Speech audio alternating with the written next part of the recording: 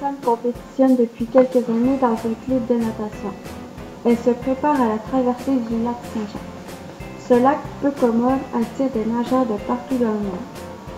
Alexandre, comme la plupart des nageurs professionnels, utilise un casque en silicone. Voyons-la en action. Le casque en silicone est recherché pour ses propriétés ergonomiques. Il permet aux nageurs de diminuer l'effet de la friction de l'eau sur leur tête et d'améliorer leur flottaison. Comme le silicone est un bon isolant thermique, il diminue la perte de chaleur, phénomène important pour les nageurs dans les eaux froides.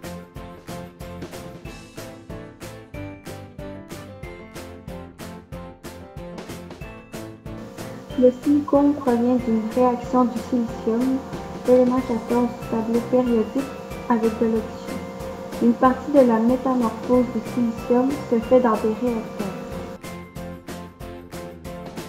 La transmission du casque de bain n'est pas la seule technologie qui utilise les minéraux. Les téléphones portables contiennent aussi du silicium et bien d'autres produits sortis de la couche terrestre. La coque, rigide et résistante au choc, est constituée de magnésium, carbone, brome et nickel.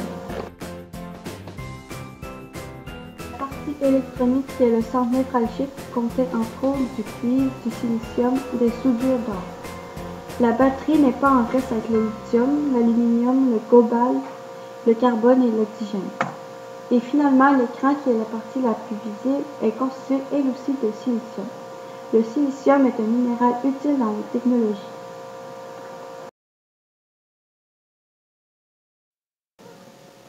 On compte 3 mines de silice au Canada, dont une importante au Québec. Une douzaine d'employés y extrait la fameuse pierre de silice blanche. Elle se trouve au Petit Lac Malbaie. Il existe actuellement au Québec une possibilité d'alimenter en silice de haute pureté, 99,5%, de silicone de plusieurs entreprises.